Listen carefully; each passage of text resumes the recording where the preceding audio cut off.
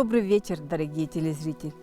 Сегодняшнюю передачу мы назвали «Дни литературы и искусства». В далекие советские времена у нас тут, в Якутии, было очень много таких масштабных мероприятий. И не только у нас в Якутии, они были повсеместно. Во всех союзных республиках наши писатели ездили туда, и писатели братских народов приезжали сюда.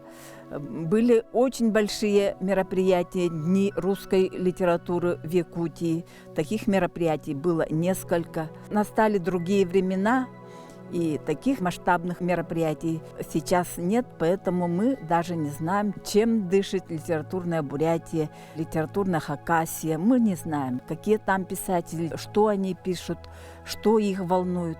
Поэтому мы сегодня посвящаем одну передачу литературным связям.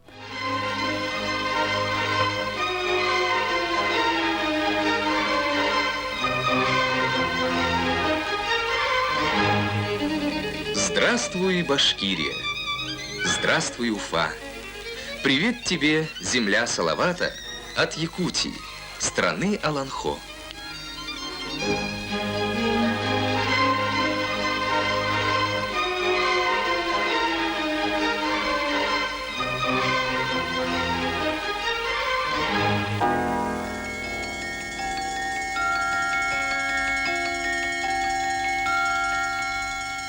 Мы увезем далекую Якутию, тепло ваших сердец, ваши добрые пожелания.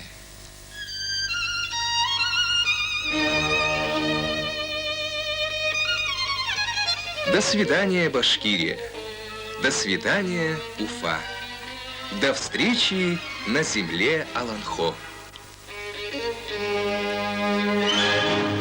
Это были не только литературные мероприятия, это был широкомасштабный народный праздник, потому что программа этих дней была насыщенная, очень большая. В Якутске побывали знаменитые советские писатели. Представляю участников нашей передачи. Это Николай Лугинов, народный писатель Якутии, член Высшего творческого совета Союза писателей России, Семен Андреевич Попов, Тумат, народный писатель Якутии, лауреат государственной премии имени Аюнского, и Анатолий Слепцов, писатель, лауреат международных и российских литературных премий. Он сам хирург.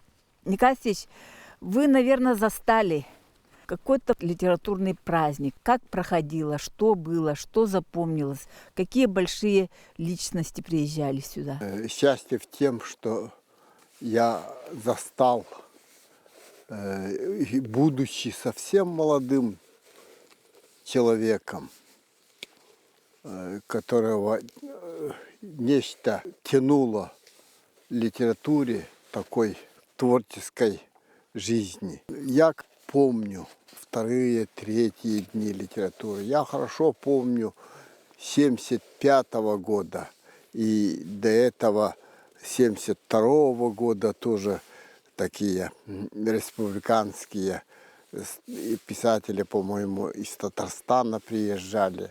Я с удовольствием слышал выступления писателей братских республик. А вот 1975 год, конечно, превзошел по своему масштабу все иные. Там участвовали крупнейшие писатели нашей страны.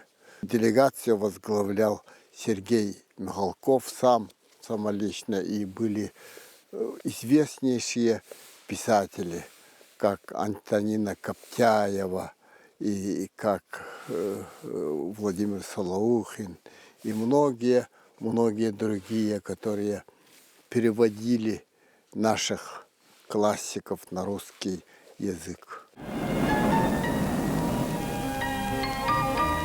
Уруй Айхал. Добро пожаловать. Этими словами встречали первый секретарь Якутского обкома партии Черяев, представители общественности Якутска, творческой интеллигенции республики, дорогих гостей, участников Дней русской литературы и искусства. Земля тайги, озер и рек Мне дорога твоя свобода. Хотя я русский человек, я брат якутского народа.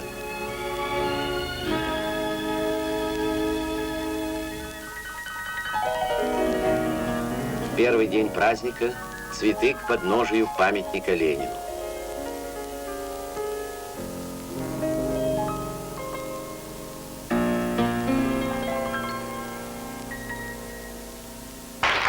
К великой радости якутских ребят в пионерском лагере состоялась встреча с автором дяди Степы, веселых стихов и песен, радующих уже не одно поколение юных читателей.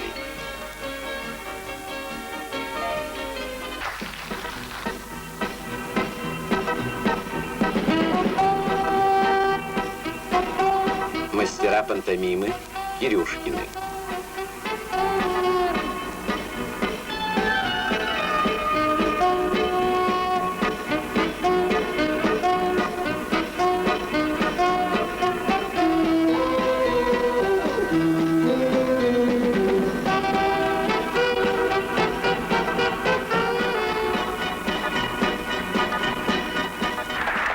По судьбе так сложилось, что я потом стал одним из продолжателей, организаторов этих мероприятий, когда большое количество людей надо было принимать, надо было вот вести по улусам. Конечно, это для организаторов трудно. Я сам на себе это испытал. Я это очень хорошо помню. Народ впервые воочию видел многих писателей, которых знал только по книгам. И впервые автор приезжал к нам, и сам он был участником вот этого мероприятия. Автор дяди Степы. Да, Сергей Михалков, конечно, вся детвора, все детсадовские.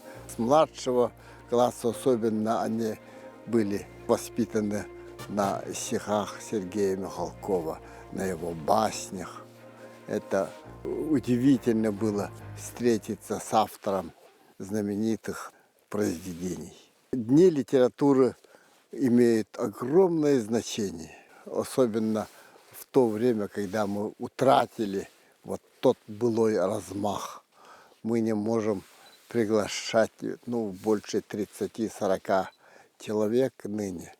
А я впервые принимал, конечно, в то время это последний случай, наверное, такой масштабный. Это было в 1995 году, когда мы 200 писателей со всех республик, из Москвы и Ленинграда пригласили. В то время, когда писатели никуда не ездили. После Орловского пленума у нас был это второй пленум. И русские писатели до сих пор это вспоминают, что это дало новое дыхание литературной жизни нашей страны. Семен Андреевич, вы очень много изучали? Дни литературы – это были такие ваши события, которые очень понравились народу. Приезжали из Москвы, из Хакасии, из Казахстана и так далее. И когда я был в Чурапче, где я работал корреспондентом районной газеты, в то время вышла целая делегация казаков во главе Турсункулова.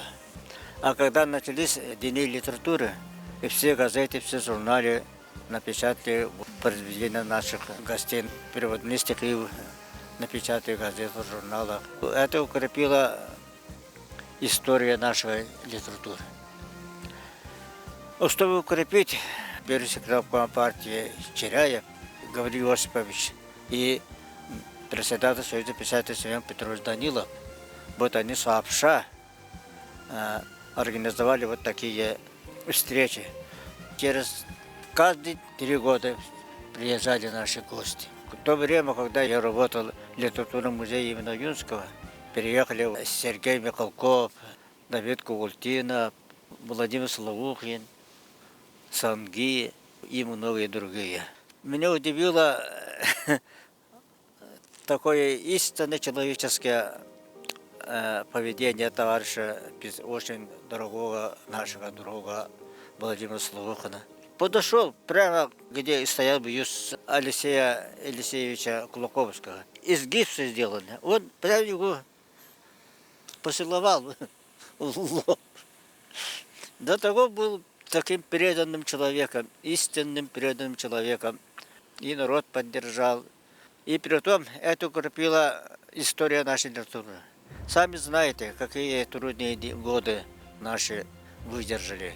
Начиная с 29-го года, 30-х годов, 40-х годов и 50-е годы. В 1972 году только наша литература освободила наглецкое нападение.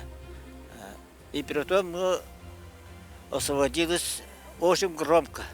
Единственный историк Георгий Прокофьевич Башарин написал книгу о реалисте писателя Якутии, это о Кулаковском, Сапронове и Нестроеве.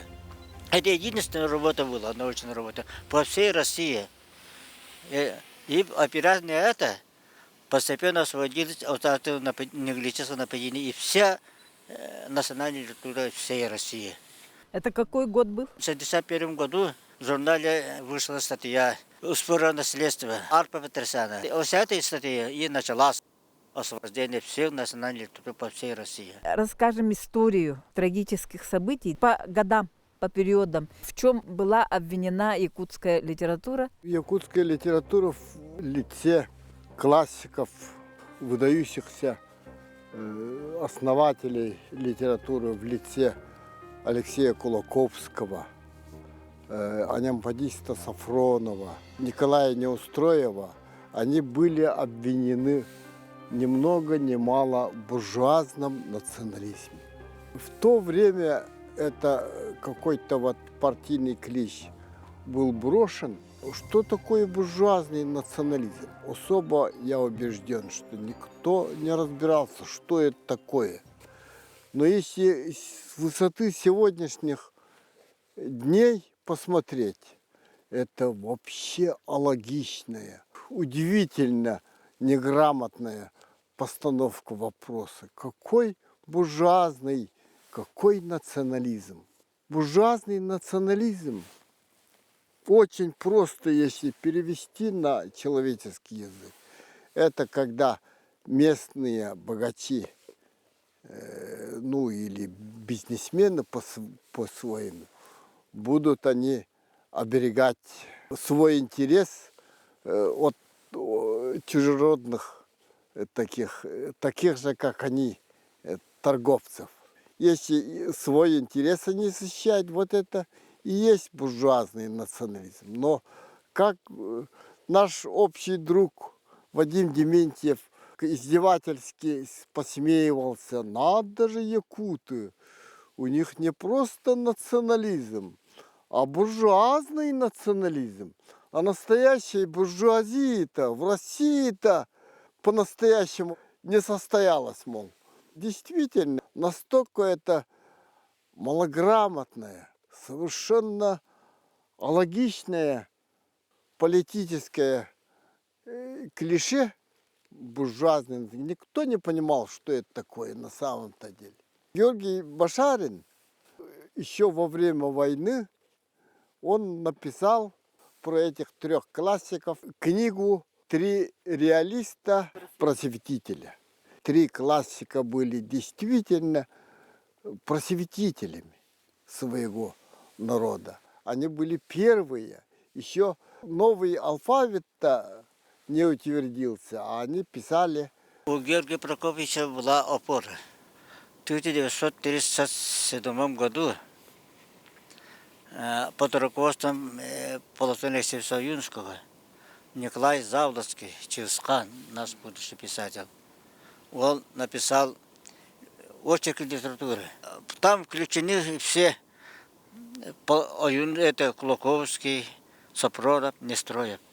Этим Полотон Алексеевич хотел сказать, что у нас была литература, развитая литература еще до революции. Он заказал статью Серапию Романовичу Кулачику Ильяю. И он написал проявление мелковуржатной тенденции в журнале «Чалбан». И с этого и началась эта такая 27-й год. травля. А потом громогласно, когда было объявлено?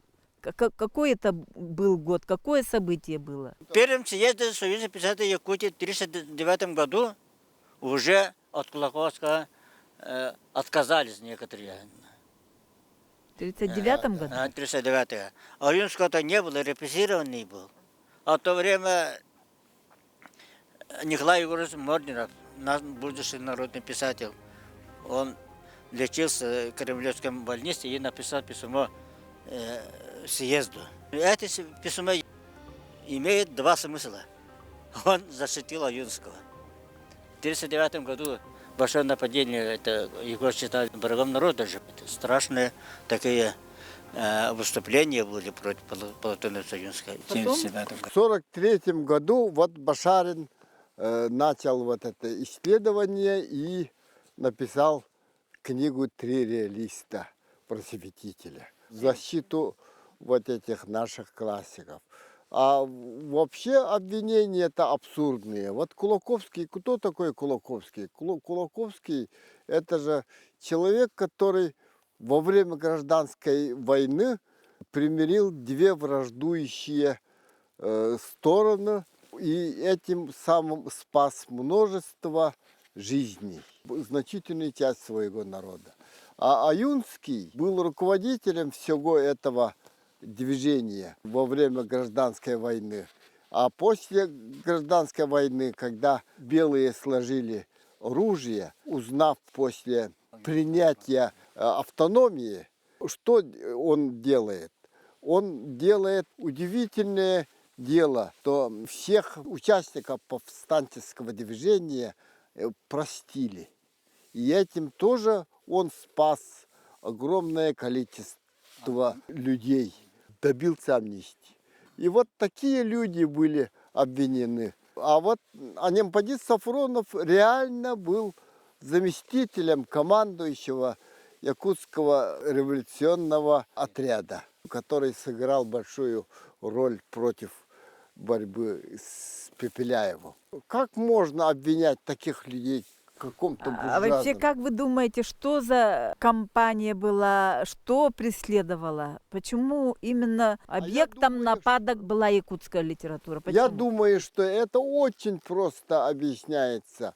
Просто человеческой натурой. Выслужиться хотели некоторые люди. И это был у них конек, на котором они скакали, делали карьеру в угоду такой политической конъюнктуре. Всего-навсего. А в 1951 году борьба за власть. Из-за этого весь народ был лишен изучения в школе своих классиков. Без Кулаковского, Сафронова, Неустроева, Аюнского как могла быть якутская литература? Но в то время в школе это запрещалось. А потом в 1962 году, наконец, все-таки сторонники здравого смысла, они победили. Конечно, это очень печальная история. История, которая была по всем республикам в поисках корней национализма. Удивительное дело. Ну, конечно, это пошатнуло устои нашего государства. Самая главная беда в этом, я как государственник, я как историк государства, я утверждаю, что это в очень большой мере пошатнуло устои государства. Я от профессора Башарина спросил однажды: Георгий Павлович, скажите, пожалуйста, почему вы взялись за это дело, что освободили тут вот этого неглического нападения? Он сказал мне очень скромно: Семен, говорит, началась Великая Отечественная война. А раз началась война, национальный вопрос должен смягчиться. Чтобы не упустить это время, я написал и издал книгу, сказал. Очень прямо. Сейчас мы живем в такое время каких-то катаклизмов. Идет специальная военная операция, и на территории Украины сжигаются книги. сжигаются книги классиков русской литературы. И в Якутии такой же прецедент был. Сжигали книги классиков якутской литературы. Это было 50-е годы. И у нас тема же Дни литературы и искусства. Ну почему мы в этой теме рассказываем о трагических страницах нашей истории? Потому что спасение связано с именем русских писателей. Да, действительно. Самые трудные времена этой борьбы, политической борьбы, помогли нам, всем национальным писателям, от обвинения в национализме, именно русские писатели. Именно писатели, которые жили в Москве, Питере. Рассказывает приезд Твардовского. В 1953 году он сказал: берегите свой журнал. Это очень емкое высказывание было у него. Без национального журнала литература никак не может выжить. И мы его выполнили. Сейчас наш Чалбон уже в 21 веку на новом виде действует, выходит.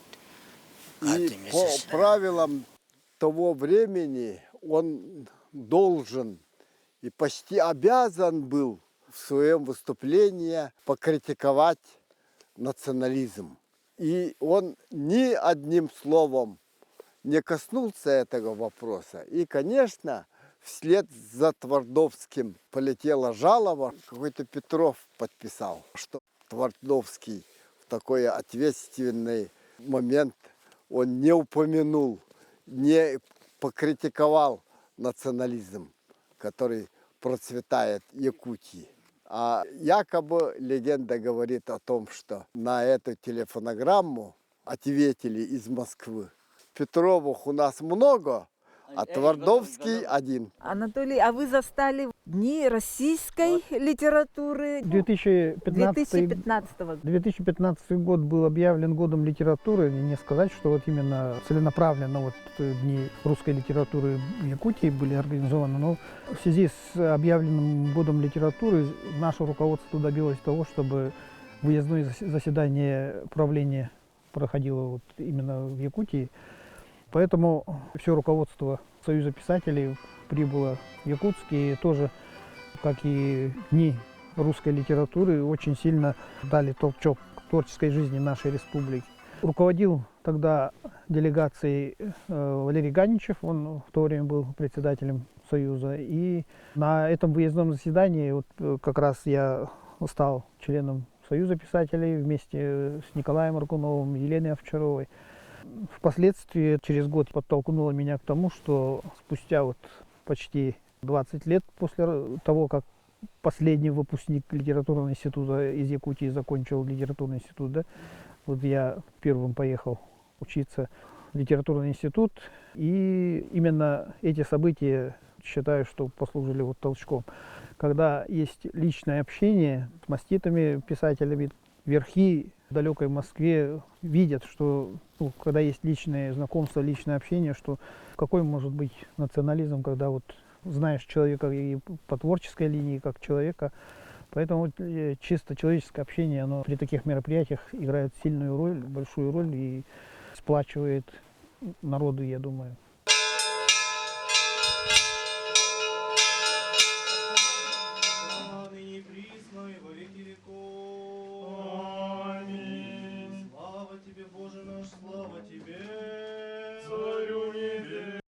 Благословен гряды во имя Господне. Не умру, но жив буду и повем дела Господня. Бо Господь явися нам, благословен гряды во имя Господне. Камень и кожа не прикоша зиждущиеся, и быть во главу угла Господа бы сей ездин в очи всех наших. Бо Господь явися нам, благословен гряды во имя Господне.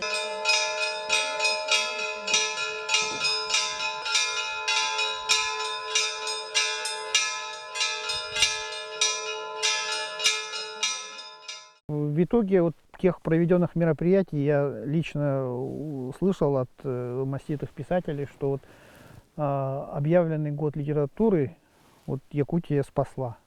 потому что в то время тоже какие-то финансовые такие пертурбации были, что ни в каких регионах ничего по литературной части не происходило. И именно вот у нас в Якутии прошли такие широкомасштабные мероприятия, что вот действительно год состоялся. Поэтому Союз писателей России, в свою очередь, был тоже признателен нашей республике за проведенные эти мероприятия. В 1995 году выездной пленум состоялся в Якутии. Также говорили, что спас литературу в какой-то мере. В те годы литература никому уже не была нужна, и специально пошла такая политика, да? Сейчас вроде бы время собирания камней, а тогда вот разбрасывались. Да, тогда много раз крупнейшие писатели говорили. Ну и наш руководитель Валерий Николаевич Гантьев не раз говорил, что этот пленум придал Союзу писателей России новое дыхание. И после этого у многих республик литература стала востребованной. На писателей посмотрели иными глазами. Это дело было для литературы очень и очень тяжелым. А у нас 95-й год с Саввой Ивановичем Тарасовым, он был председателем Союза, я был его заместителем, но я был российским секретарем Союза писателей тогда. Мы с ним принимали 200 писателей.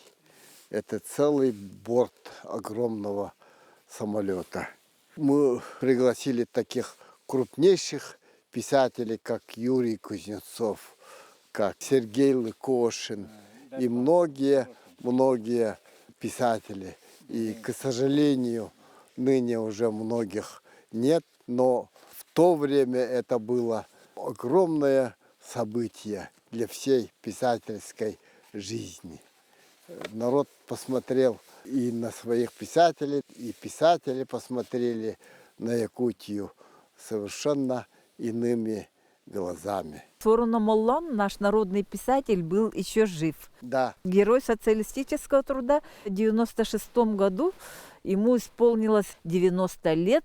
И из Якутии поехали в Москву, в столицу нашей родины, очень представительная делегация, писатели, народные художники. Казалось бы, чем еще можно удивить первопрестольную, видавшую, перевидавшую и труд, и пот, и кровь, и радость, и страдания за свои долгие 850 лет. Но такого визита в его истории, я уверена, еще не было.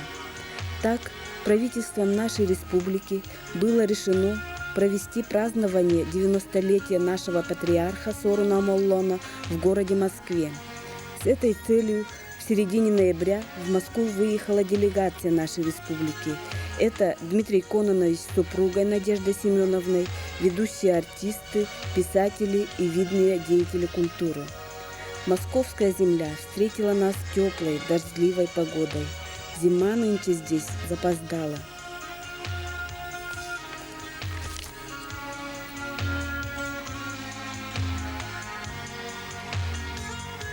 «Могущество России будет прирастать Сибирью», — сказал Михаил Ломоносов. Могущество Сибири, да и любой другой страны, определяется прежде всего образованностью и культурой народа. А первым, кто проложил путь в нашем Отечестве, был Михаил Васильевич Ломоносов. Мы свою судьбу, Якутия соединила с Россией, и Россия стала сильной благодаря тому, что она соединила силы народов многонациональной своей страны. А народы России, множеством народов России сильны благодаря тому, что они свою судьбу соединили с русским народом. И вот поэтому, значит, сегодня мы пришли сюда поклониться России, его лучшим сыном, и нашу, так сказать, и сохраняем мы память России, самое высокое свое чувство, и работникам культуры, работникам литературы и искусства совершенно, так сказать, закономерно сегодня прибывшим в Москву поклониться Михаилу Васильевичу Ломоносову.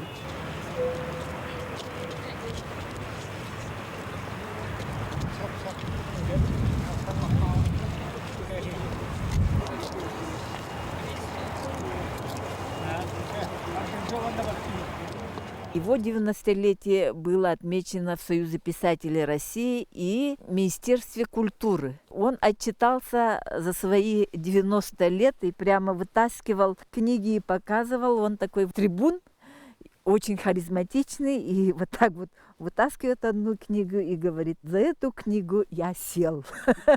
И весь зал смеется. Очень масштабные были дни 90-летия нашего Сооруна Амоллона. Были ведущие русские писатели: Михаил Алексеев, Валентин Распутин, Юрий Кузнецов, Петр Проскурин и другие. Самым молодым, самым вдохновенным, самым возвышенным писателем, который живет на дальней от Москвы, но близко к себе земле Саха-Якутии, человеком-легендой, человеком самого высокого человеческого качества, человеком талантливым, человеком умным, человеком страстным. Я не знаю, какие еще эти эпитеты, наверное, прозвучат, но все мы с вами давайте поприветствуем здесь сегодня у нас в связи с 90-летием, в связи с тем, что творческий путь этого человека многие-многие годы проходит в наше и в другое время, народного писателя Республики Саха-Якутия, героя социалистического труда, лауреата премии имени Алексея Кулаковского и Платона Аюнского, заслуженного деятеля искусств Российской Федерации Сооруна Амоллона.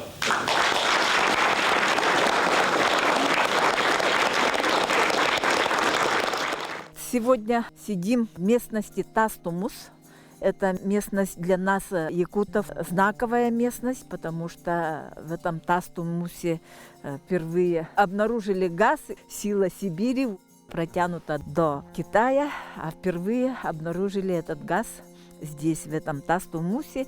И наш писатель Николай Лугинов написал в 1979-1978 году повесть «Тастумус». И эта повесть из произведений якутских писателей впервые была удостоена международной премии в 1986 году.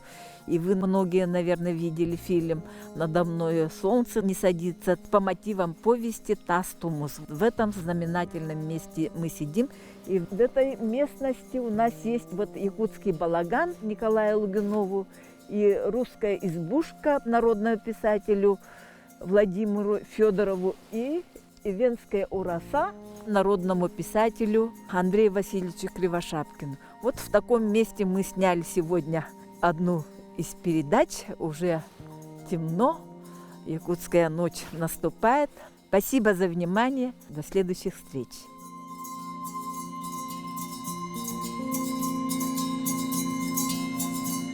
Thank you.